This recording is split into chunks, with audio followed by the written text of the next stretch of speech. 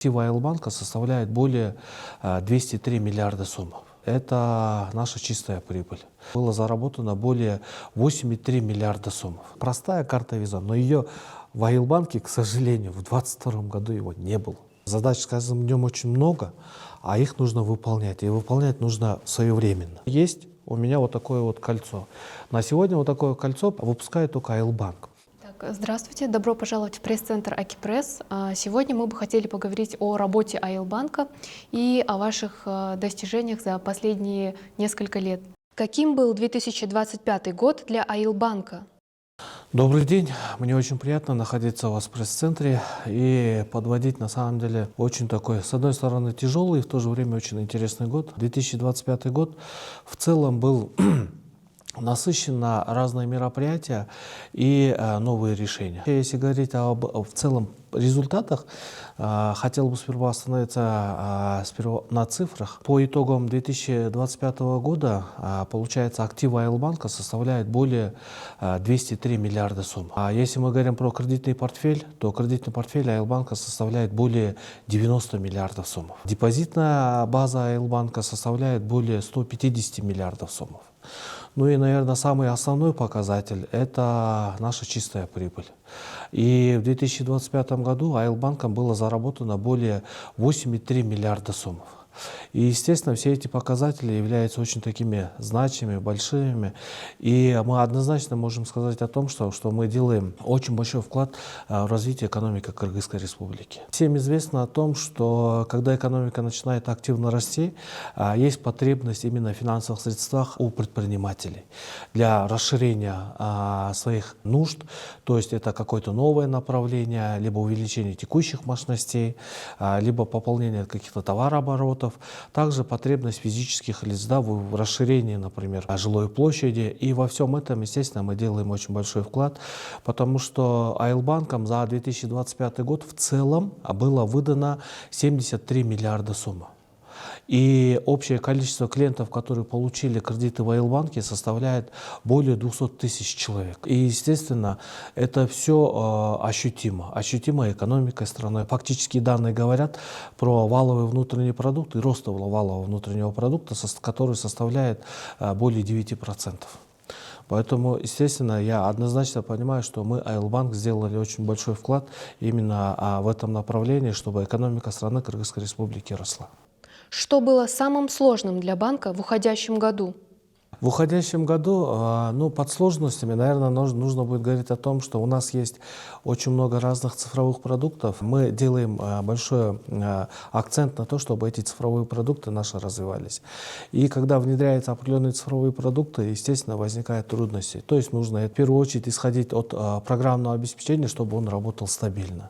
Во-вторых, например, серверное оборудование должно иметь возможность обрабатывать очень большие данные. Поэтому, естественно, на каждом этапе возникали вот такие определенные трудности, с которым приходилось решать очень быстро, что-то новое приобретать, либо вносить корректировки в текущие работы, именно чтобы наши цифровые сервисы работали. В работе Айлбанка под трудностями, зачастую всегда есть, когда выдаешь большие объемы кредитов, также возникают просроченные кредиты, проблемные кредиты, которых, конечно, хотелось бы, чтобы их было меньше, но они тоже по мере того, как активно работает банк, они тоже возникают, и с ними тоже приходится работать на разных уровнях, на разных стадиях и взаимодействие с разными государственными органами, в том числе судебными.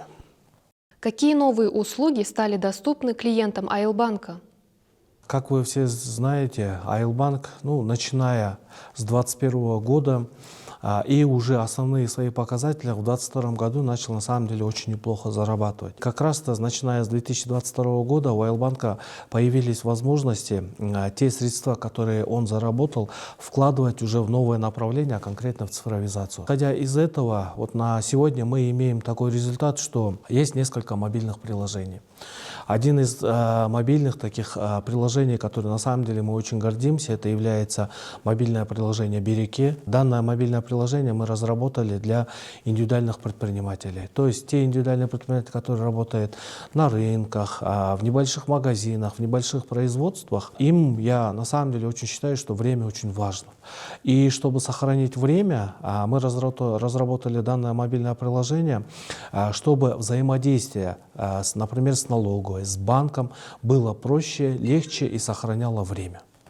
И исходя из этого, данное мобильное приложение помогает в онлайн-режиме, после того, как клиент скачает, пройдя идентификацию, автоматически открыть расчетный счет, например. Открыть патент, если не имеет патента, ну, его деятельность, если под это подпадает, либо свидетельство, либо продлить.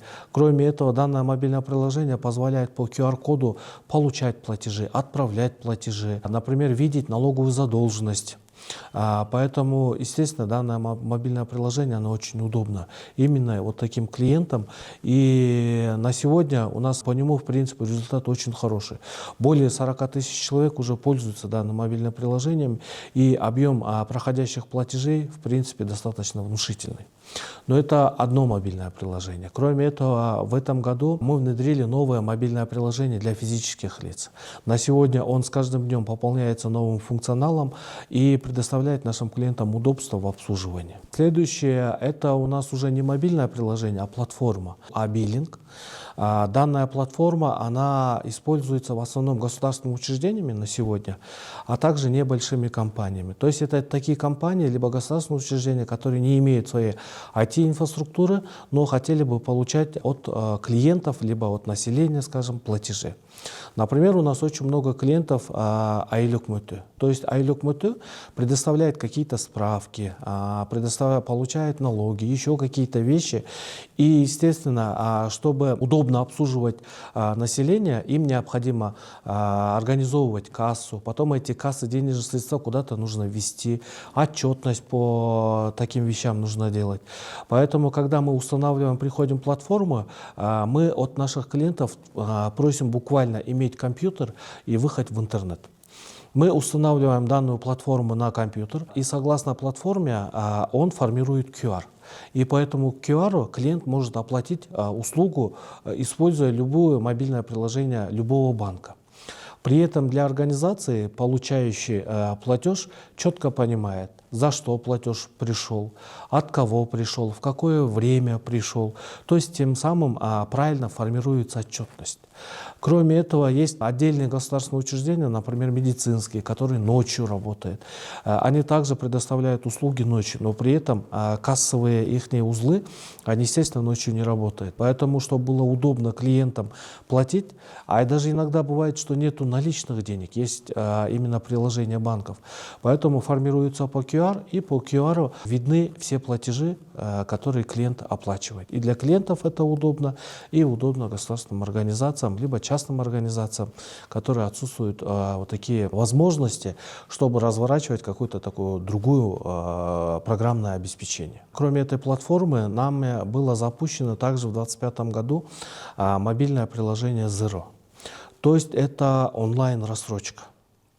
В чем принципиальное отличие данной онлайн-рассрочки от обычного кредита? Отличие тем, что клиент, находясь дома, например, либо находясь где-то в торговом центре, может скачать это мобильное приложение, проходит идентификацию. После того, как проходит идентификацию, мобильное приложение открывает ему кредитный лимит.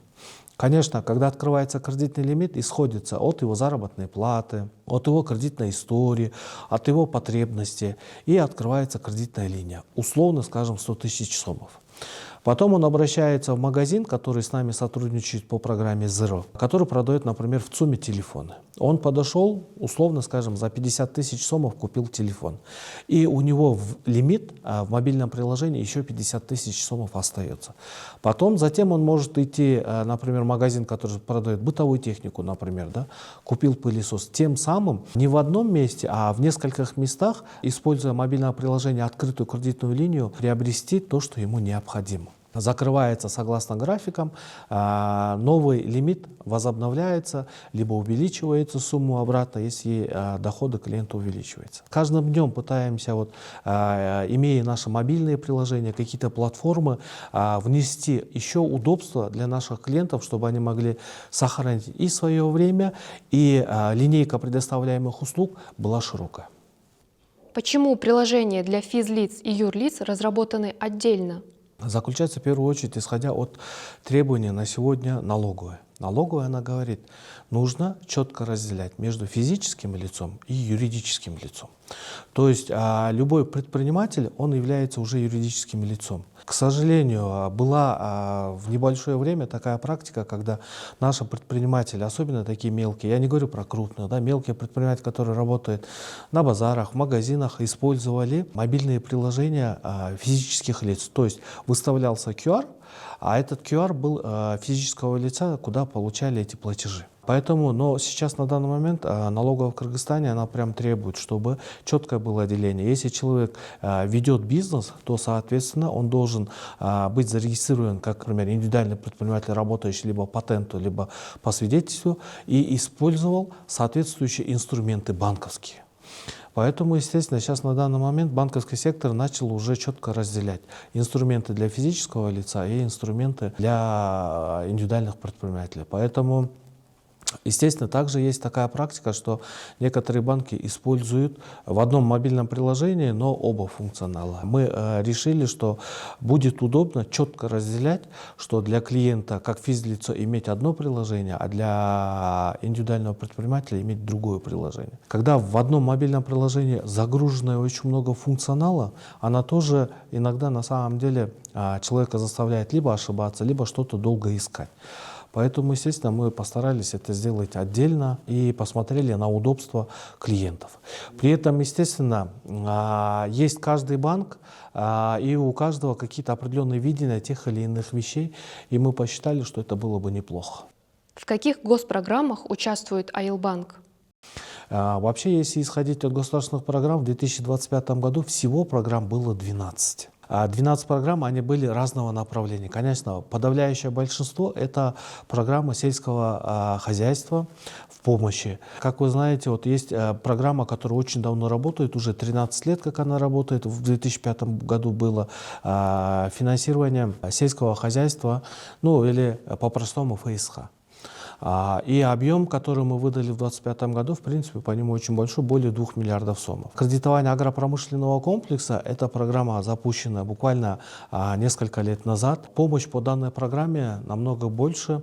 Если говорить про объемы, то в 2025 году по данной программе мы смогли выдать кредиты на сумму 3,7 миллиардов сомов. Естественно, обратно же, очень много наших клиентов на сегодня в Айлбанке являются как раз теми клиентами, которые заняты именно в сельском хозяйстве. Также есть другие программы, которые они могут обратиться к нам в Айлбанк и получить эти кредиты по льготным ставкам. Но при этом я также хотел бы сказать о том, что есть другие кредиты, льготные, например, газификация. И по газификации мы все на сегодня ощущаем, какой воздух в городе Бишкек. Естественно, льготная данная программа позволяет клиентам, обратившись в Айлбанк, получить данный льготный кредит и, естественно, перейти отопление у себя дома, частный это будет дом, например, используя газ. При этом все оборудование, которое необходимо ему купить, можно купить по льготной ставке через Айлбанк. Есть еще новая программа, которая тоже была буквально запущена недавно. У нас в Кыргызстане уже производится автомашина. И программа называется «Улуктук авто». И как раз в поддержку развития производства в Кыргызской республике клиенты могут за льготным кредитом обратиться в Айлбанк и уже приобрести новую машину с завода по льготной ставке. Поэтому в целом, если говорить уже про сумму, общий объем выданных вот таких льготных кредитов составляет почти 7 миллиардов сомов. 5300 человек получили по этим льготным программам кредитные средства. Но, к сожалению, объем этих льготных кредитов, к сожалению, имеет свое ограничение, поэтому не всегда мы можем удовлетворить потребности всех наших клиентов, которые хотят такие именно льготные кредиты получить. Почему Айлбанк не может выдать больше льготных кредитов? Нет, это имеется в виду общая сумма. Вот, например, финансирование сельского хозяйства 13 было в 2025 году, и выделенный объем денежных средств было чуть больше 2 миллиардов сомов. Мы его 100% освоили. Если со стороны соответствующих министерств было бы выделено бы больше, то, естественно, мы смогли бы выдать бы именно эту программу еще больше. Финансирование агропромышленного комплекса, вот, как я уже ранее сказал, 3,7 миллиарда выдали бы. Если бы в этом направлении было бы больше выделено денежных средств, естественно, мы смогли бы выдать больше. Поэтому это ограничивается именно общим объемом выделенных денежных средств. Расскажите о целях докапитализации банка в 2025 году. Общий объем докапитализации Айлбанка в 2025 году было 3,3 миллиарда сомов. Итого на сегодня акционерный капитал Айлбанка составляет 19,6 миллиардов сомов. Эти денежные средства, которые мы получили, естественно, мы их также направили в кредитование, согласно которому наши клиенты могли получить такие кредиты, согласно которым, я сказал, уже 73 миллиарда сомов общий объем кредитов мы выдали. Как раз вот этот полученный капитал, он диверсифицирует стоимость наших денежных средств. То есть, если смотреть на рынке депозит, то есть Айлбанк же привлекает в первую очередь депозиты, и на основе депозита потом уже выдает кредит. Депозитные средства на сегодня Айлбанк привлекает от 12 до 15% годовых, в зависимости от срока. Кредиты выдаем мы также от 15 и выше. Поэтому, естественно, часть средств, которые мы получили на докапитализацию, позволяет нам диверсифицировать и чуть-чуть снизить стоимость этих кредитов для наших клиентов. Как сегодня развивается корреспондентская сеть Айлбанка? Корреспондентские отношения на сегодня очень важны, на самом деле. Особенно учитывая чуть тяжелую ситуацию, когда нужно отправлять денежные средства, особенно в долларах, куда-либо нашим предпринимателям. Да? Поэтому Айлбанк с каждым годом прикладывает очень немало усилий, чтобы именно корреспондентская сеть увеличивалась. И чтобы мы могли без проблем довести деньги, разницы нет, хоть это будет в Европу, хоть это будет в Америку, либо в Китай, на восток. Да? Поэтому важны иметь очень большую сеть корреспондентских счетов. За этот год нами было, например, открыто таких крупных банков, как Bank of China, один из таких самых больших банков в Китае. Кроме этого, нами были открыты корреспондентские счета, например, в Италии, в Арабских Эмиратах были открыты. Также у нас в европейских других странах. Корреспондентская сеть с каждым днем она расширяется, и на сегодня, в принципе, мы 100% можем обслужить все потребности наших клиентов. При этом также хотелось бы сказать о том, что достигнута пока предварительная договоренность уже с американским банком о том, что у нас в течение 2026 года откроется корреспондентский счет. Я надеюсь, мы успешно закончим эту работу, и уже для Айлбанка будет доступен именно американский корбанк, который еще облегчит работу по доставке денежных средств именно по потребностям наших клиентов.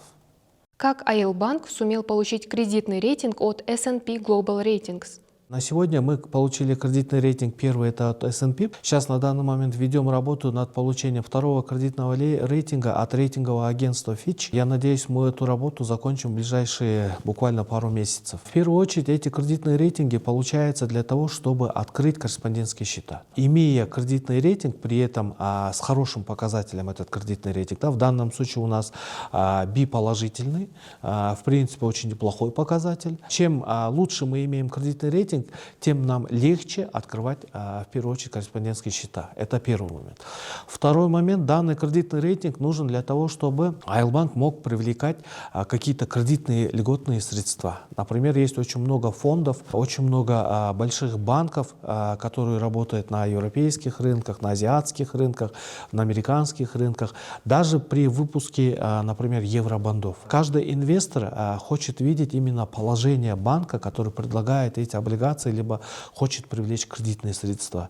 И, естественно, вот этот кредитный рейтинг является одним из таких, скажем так, положительных факторов. Конечно, когда отсутствует кредитный рейтинг, также можно это получить, но это будет чуть тяжелее. А когда вот такое признанное агентство говорит о том, что есть у Айлбанка рейтинг, при этом этот рейтинг очень неплохой, естественно, инвесторы это смотрят, скажем так, с позитивом, с хорошим настроем. На данный момент ставится такая задача перед нами о том, что нам необходимо выходить на IPO, то есть размещение наших акций в какие-либо биржи. Да?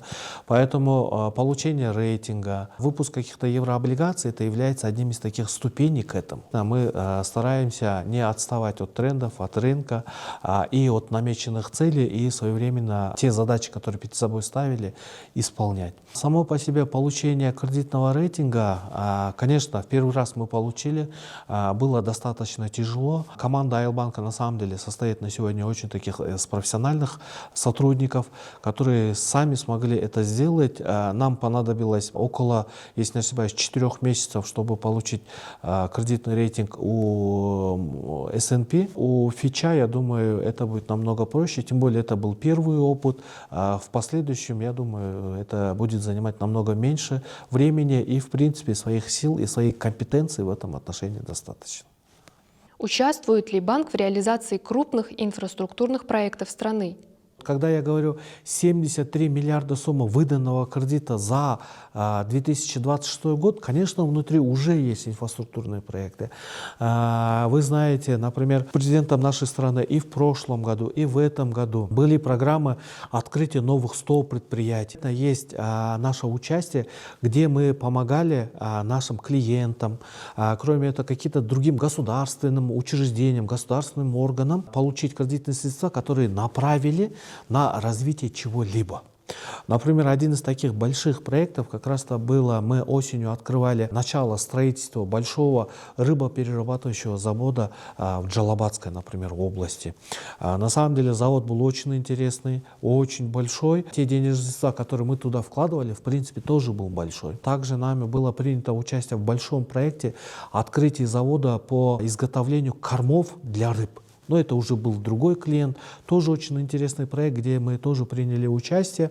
Наше участие как раз является в том, что выделяем средства, за счет чего строятся уже именно такие заводы, либо такие интересные проекты. И, естественно, мы на этом не останавливаемся. 2026 год, я более чем уверен, также будет насыщен на такие проекты, на новые какие-то направления. И будем принимать в этом участие, вкладывать в это достаточно очень много сил и кредитных средств. Что вам удалось поменять в Айлбанке за эти 3 года? Ну, я на самом деле приходил на работу в конце 2022 года. И на самом деле это еще был тот период, когда Айлбанк именно какие-то достижения в цифровых решениях было очень мало. Возможности Айлбанка ранее были намного ограничены. Есть наши конкуренты, которые понимали, что за цифровыми решениями будущее, и заранее уже начали еще где-то в 17-х, 18-х, может быть даже раньше вкладываться в эти направления. А Айлбанк тогда не вкладывался и имел, ну, скажем так, очень такие скромные возможности. Поэтому в 2022 году, когда я приходил, меня на самом деле это удивляло, потому что я банкир с достаточно большим опытом, я уже более 20 лет работаю именно в банковской сфере. Айлбанк — это мой первый государственный банк, где я работаю. Я ранее работал в других коммерческих банках. Естественно, там на эти вещи раньше делали акцент и уже начали вкладывать деньги. Кроме этого, сам по себе, когда в 2022 году я приходил в банк, также были ограничены с точки зрения размера банка и возможности выдавать такие кредиты, например, о которых мы сегодня говорим, да? Тогда перед собой задачу о том, чтобы в первую очередь поменять отношение наших клиентов к банку. Не должно было быть, по моим внутренним ощущениям, требование того, что Айлбанк — это государственный банк, который реализует только государственные программы, и все. Я однозначно думаю, что теми результатами, не просто словами, да, имеющимися уже цифрами, которые на сегодня есть, этого мы добились. Когда мы смогли расширить, в первую очередь, именно количество и объем, кроме этого, новыми кредитными продуктами вот этот выдаваемые наши услуги в направлении кредитов. Кроме этого, очень много было сделано за это 3 года как раз-то именно в цифровых решениях, в цифровых возможностях Айлбанка. То есть те наши клиенты, которые на сегодня есть, они могут уже полноценно, не оглядываясь на какие-то другие банки, говорить о том, что Айлбанк может 100% их обслужить по всем их потребностям. Ну и кроме этого, конечно, были такие очень простые вопросы, такие как расширение как раз то, что мы ранее говорили про корреспондентскую сеть, чтобы Айлбанк, который на сегодня есть, даже наши здания, наверное, чтобы внутри филиалов какой-то определенный был уют, когда наши клиенты приходят. Обратно же, из-за отсутствия свободных денежных средств в эти моменты вкладываться было очень тяжело. За 3 года мы очень много сделали. Самое основное, приходя в банк, в какой-то момент, в начале казалось, что Айлбанк, он очень большой, и, в принципе, очень тяжело его, скажем так, поворачивать с точки зрения развития в ту или в эту сторону. Но обратно, 3-летний опыт нашей команды, она на сегодня показала, что Айлбанк может меняться, причем может меняться очень сильно. Конечно, при этом нельзя сказать, что мы прям все вопросы закрыли. Тяжелых вопросов все равно остается, но само позиционирование банка, которое было 3 года, 4 года назад, и как позиционируется банк сегодня, он совсем другой. Например, я более чем уверен, вы тоже пользуетесь картой Visa. Вроде бы простая карта Visa, но ее в Айлбанке, к сожалению, в 2022 году его не было. Я похвастаюсь, вот, например, есть у меня вот такое вот кольцо. На сегодня вот такое кольцо выпускает только Айлбанк. Данное кольцо, она заменяет карту.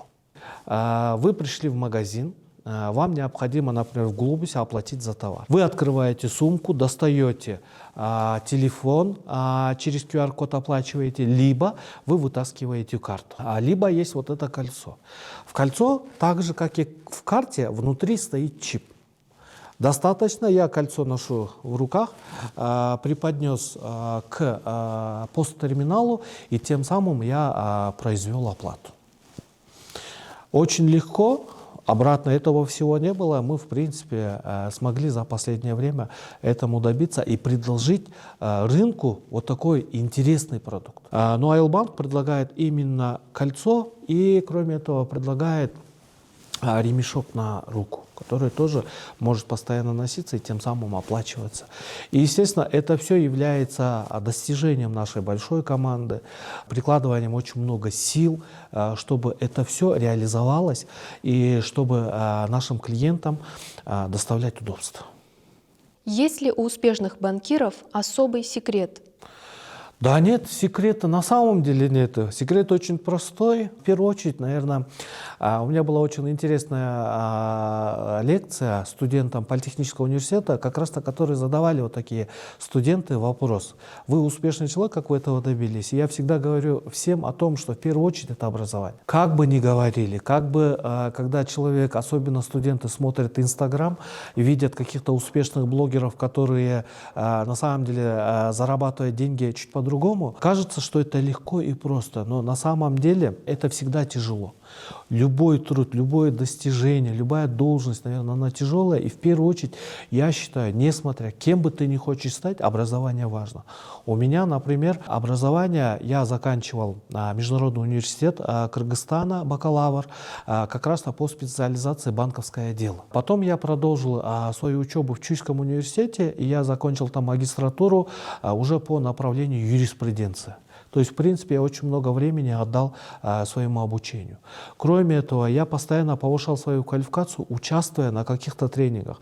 Даже будучи председателем, я участвую на тренингах. Я как раз-то вот в ближайшее время запланировал участие еще в одном тренинге. Поэтому обучение — это, наверное, скорее всего, вот как раз является самым таким основным фундаментом для успешного человека. Это первое — образование. Второе — прикладывать очень много сил на самом деле, труда, чтобы этого добиться. Не всегда, я более чем уверен, ни одна должность, даже тот же блогер, вот так по щелчку не становится крутым блогером, который очень много денег зарабатывает, либо председателем, на самом деле, вот так невозможно стать. Нужно приложить очень много усилий, чтобы этого достичь. И я потратил, на самом деле, почти 20 лет, чтобы стать председателем.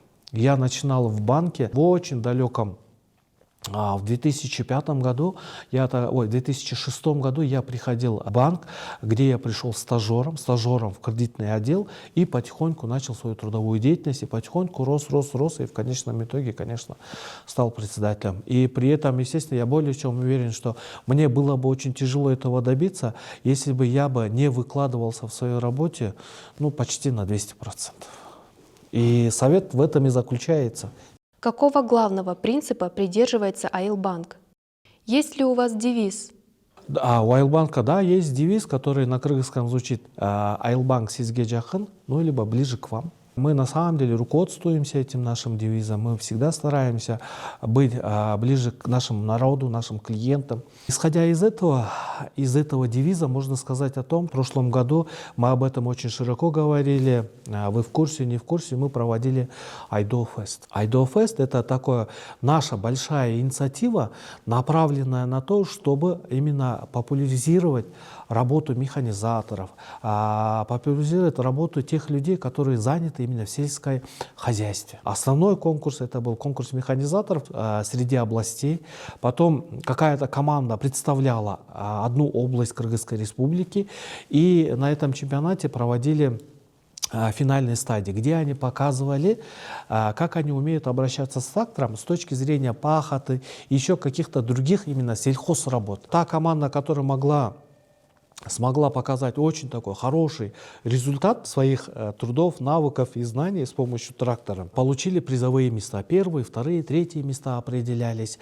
Потом ту команду, которая получила первое место, мы спонсировали и отправили их уже к нашим соседям, в Россию отправили. В России этот конкурс тоже в очень больших масштабах проходит. Как раз-то идет вот такой конкурс большой, где наша команда тоже смогла достичь результатов и получить призовое место.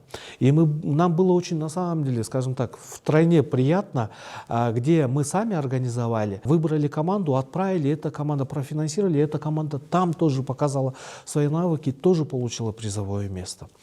Например, у нас здесь, в Бишкеке, когда мы определяли команду и призовое место давали, на первое место мы давали трактор. Это было на самом деле очень приятно. То есть человек не просто показывает свои навыки, но еще и плюс вот такой очень приятный приз выигрывает. Видите, это тоже очень интересно. Как раз-то мы говорим о том, что труд этих людей, которые заняты именно в сельском хозяйстве, очень важен, при этом очень интересен. Естественно, очень много сил они в это отдают. То, что мы фестиваль провели, мы для себя планируем, что он будет на постоянной основе происходить. В этом году, в 2026 году мы уже запланировали, на данный момент уже ведутся такие подготовительные работы. Я надеюсь, это будет такой доброй традицией Айлбанка, который будет с каждым годом этот фестиваль проводить. Как Айлбанк помогает решить вопрос безналичных платежей в регионах? Может быть, я, наверное, скажу, да, это тяжело, но это, знаете, это было тяжело года 5, наверное, назад. Потому что зачастую очень много клиентов, не только Айлбанка, в целом банковского сектора, не сильно были готовы переходить от налички к картам, к безналичным платежам. Но, к сожалению, на данный момент сама жизнь заставляет. Кроме этого, определенная инфраструктура, особенно это тяжело проявилось во время ковида. Поэтому, естественно, переходить в цифровую форму оплаты, это стало уже необходимостью. Единственное, Айлбанк в этом отношении создал возможность. То есть мы поставили больше банкоматов, мы поставили больше терминалов, мы упростили наше мобильное приложение и дали определенные инструкции, которые позволяют легко им пользоваться. Кроме этого, любой наш клиент, который имеет определенные трудности, может подойти к нам в точке обслуживания, например, это Сберкасса, может быть, еще какие-то другие офисы, приходить к нам и там уже получать консультацию, как им правильно пользоваться. В зависимости от потребностей, чтобы этими картами легче было пользоваться, конечно, мы стараемся инфраструктуру с точки зрения терминалов, банкоматов, посттерминалов с каждым годом увеличивать и облегчать их. У какого банка лучше развита инфраструктурная сеть в регионах? Но смотрите, мы на это на самом деле акцент не ставим. Не важно. У нас, например, есть также с другим государственным банком, Эльдик банком, понятие «дружественная сеть». То есть клиенты Аилбанка могут без проблем, без комиссии получать денежные средства в банкоматы, например, да, в банкоматах Эльдик банка, как и Эльдик приходит к нам. Например, если у нас идет взаимодействие с другими банками, да, тогда там есть определенная комиссия. Определенная комиссия, но обратно же эта комиссия не такая высокая, потому что у банка все равно есть расходы. Расходы по содержанию этих банкоматов, расходы по пополнению денежными средствами этих банкоматов. Поэтому с помощью вот таких небольших комиссий мы стараемся наши расходы перекрывать. Поэтому, естественно, любой банк, разницы нету, клиент любого банка, хоть Аилбанк, хоть в другом банке, он может без проблем в этих банкоматах обслуживаться. А что касается количественно, на самом деле я не имею полной информации. И сейчас сказать вам о том, что Аилбанк самое большое количество банкоматов, мне очень тяжело. Но я более чем уверен, что количество банкоматов Аилбанка на сегодня достаточно большое, и он может на самом деле с любыми другими банками по количеству конкурировать, который как раз-то является на первой в пятерке банков в банковском секторе. Какие планы у Аилбанка на ближайшие годы? У нас есть очень много целей. Одним из таких приоритетных целей на сегодня является это вот как раз-то еще больше сил вложить в развитие именно цифровизации. То есть в развитие наших цифровых продуктов, чтобы нашим клиентам было еще удобнее. То есть, например, на сегодня есть какие-то государственные услуги, которые у нас в наших мобильных приложениях есть. Есть какие-то другие государственные услуги, которые вообще в целом еще не цифровизированы, которых вот сегодня-завтра ждем, и как она будет готова, мы его тоже уже вывесим на наши мобильные приложения. Кроме этого, в целом мир не стоит на одном месте. Вот, например, мы в последнее время активно обсуждаем о том, чтобы можно было бы в онлайн-формате регистрировать залоги. То есть, хоть это недвижимость, хоть это автомашина, регистрировать эти залоги. В принципе, какие-то предварительные инструменты есть. Я думаю, что это тоже в ближайшее время этого мы добьемся. Но это, видите, это зависит не только от Аилбанка, это также зависит от государственных органов. Поэтому задача максимально заниматься цифровизацией и облегчать жизнь наших клиентов. Вторая цель, например, наша, это улучшать наше обслуживание. Есть на самом деле определенные такие претензии, где говорится, что мы чуть не поворотливы, где-то чуть хуже мы обслуживаем. Поэтому Аилбанк на сегодня, у нас есть определенные программы по стимулированию наших сотрудников, чтобы они еще лучше обслуживали. Но никогда, я более чем уверен, не будет предела с точки зрения качества обслуживания. Поэтому качество обслуживания для нас также является приоритетным направлением. Следующим направлением, конечно, является это выход на международный рынок капитала. Для себя эту цель ставим. Мы говорим о том, что у нас есть такие инструменты, как привлечение кредитных средств, каких-то, например, доноров, либо каких-то таких больших банков, например, Азиатский банк развития, Исламский банк, например. Да? И вот в таких банках есть необходимость, чтобы более такие дешевые кредиты привлекать и предлагать нашим клиентам. Кроме этого, есть такие же цели, как выпуск евробандов, например, выпуск ценных бумаг, но не просто ценных бумаг, а именно зеленых ценных бумаг. Потому что в прошлом году мы запускали программу, специальную такую льготную программу поддержки, например, капельного орошения, поддержки каких-то, например, станций, электрических станций с помощью солнца, например, где вырабатывается электроэнергия. Поэтому нам тоже необходимо именно привлекать такие зеленые средства, чтобы предлагать нашим клиентам. Поэтому вот такая вот цель, именно выход именно на международный рынок капитала, он есть. Кроме этого, очень много сил мы прикладываем вот с точки зрения именно ESG, чтобы корпоративное управление соответствовало, социальная сторона банка, она тоже соответствовала этим принципам, да, и стараться больше делать акцент внимания как раз на зеленые технологии, на зеленые кредиты. И в целом, конечно, также глобальная цель – это получение определенной чистой прибыли. Потому что со стороны акционера нам ставятся плановые показатели, и мы должны их достигать. Вот, наверное, вот эти самые такие приоритетные направления. Если говорить, то целей очень много. И, естественно, мы каждый день стараемся наши большие цели поделить на подцели, либо есть какие-то небольшие цели, и достигать этих целей не просто достигать, а достигать, скажем так, перевыполняя на 120%, чем даже наши клиенты ожидали, чтобы их было лучше. Еще один момент такой с точки зрения развития цифровизации. Сейчас на данный момент мы работаем над тем, чтобы внедрять инструменты искусственного интеллекта. На сегодня мы уже планируем в ближайшее время уже запустить определенные чат-боты в наших мобильных приложениях, когда клиенты обращаются с теми или иными вопросами, чтобы чат-бот мог четко им ответить на их вопросы конкретно и решить эти вопросы, скажем так, за короткое время. Кроме этого, внедрение этих чат-ботов внутри самого банка. То есть, чтобы наши сотрудники не искали очень много нормативных документов, когда ищут ответ на какой-то определенный вопрос. Роботизация процессов, например. Мы же внутри банка используем большое программное обеспечение при обслуживании клиента.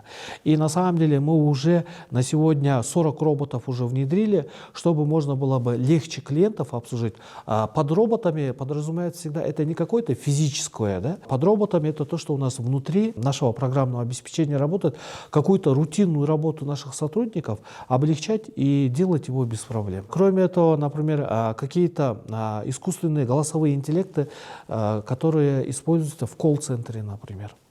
Поэтому эти инструменты нам тоже необходимо сегодня внедрять согласно требованиям текущего времени и, кроме этого, облегчать в целом жизнь, работу сотрудников, облегчить потребности и исполнение желаний наших клиентов, конечно.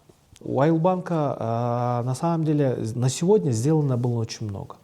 И будем в последующем стараться делать еще больше, не просто только на цифрах быть банком, передовым банком, да, а чтобы еще и на деле, чтобы все наши услуги хоть на местах, хоть в цифровом поле соответствовали ожиданиям наших клиентов.